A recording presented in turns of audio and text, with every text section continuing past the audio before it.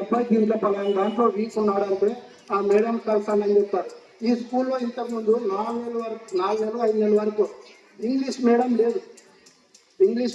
తర్వాత హిందీ మేడం లేదు. అసలు ఇక్కడ హిందీ ఫెయిల్ అవుతుంది టెన్షన్ ఎక్కువైపోయింది. మళ్ళీ సార్ చేస్తాం మేడం మేడం చెప్పినాం.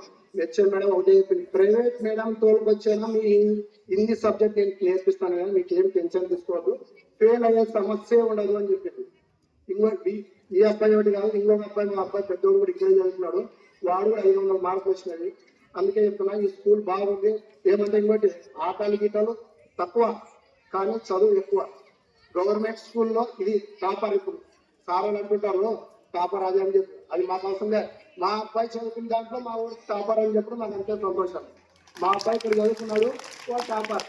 అది ఎట్లా కాదు. అదే ఈ రోజు ఇంతమంది వచ్చి ఈ బ్యానర్లో ఉన్నారు కదా, అదే ప్రైవేట్ స్కూల్లో చదివింటే టౌన్ మొత్తం మోగిపోయేది. ఎట్లంటే బ్యానర్లు కట్టి డబ్బు ఉండేది, డబ్బులు పెడతారు కాబట్టి బ్యానర్లు పెడతారు, డబ్బు కడితే దాంట్లో చదువుకుంటారు. ఇది డబ్బు లేదు, చదువు ఉంది. ప్రైవేట్ స్కూల్ అంటే చదువుతో కొట్టింది. ఇప్పుడు వీళ్ళంతా ర్యాంక్తో కొట్టారు కాబట్టి మాకైతే వాట్సాప్ ఉండదు. సారోళ్ళకి తెలిసిపోయింటారు. ఎందుకంటే ప్రతి సారోళ్ళకి ఏ స్కూల్ వాళ్ళకి వాట్సాప్ ఉంటుంది. మా స్కూల్లో ఇంతమంది చదివినారు సార్ అంటే, ఏం సార్ మా స్కూల్లో ఇంత తక్కువ వచ్చినా మీరే బాగా చదివినారు, మళ్ళీ ఇంత చదువు బాగా చదివినారు కదా అనుకుంటారు. సపోజ్ సార్ నుంచే చెప్తాను, సార్ గ్యారంపల్లిలో చదివినాడు సార్, నేను నా చదువు నాకు తెలియదు. ఇప్పుడు గ్యారంపల్లి ట్యూషన్ ఏపీ ఆర్జీసీ కోచింగ్ ఇస్తున్నారు, వాళ్ళ సార్ కూడా గ్యారంపల్లి చదివినాడు.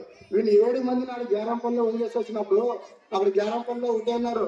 ఏమయ్యా ఎమ్మూరు అంటే అంత పేరు ఉంది, ఇంతమంది వచ్చినారా మాకు గ్యారంపల్లిలో ఇంతమంది ఎప్పుడు రాలేదండి.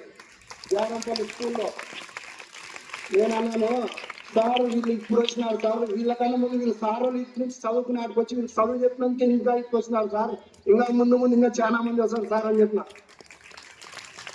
అందుకే చెప్తున్నా, మీరందరూ బాగా చదువుకుని ఇంకా మంచి మార్కులు తెచ్చుకోవాలని ధన్యవాదాలు. ఈ అవకాశం ఇచ్చిన అందరికీ ధన్యవాదాలు.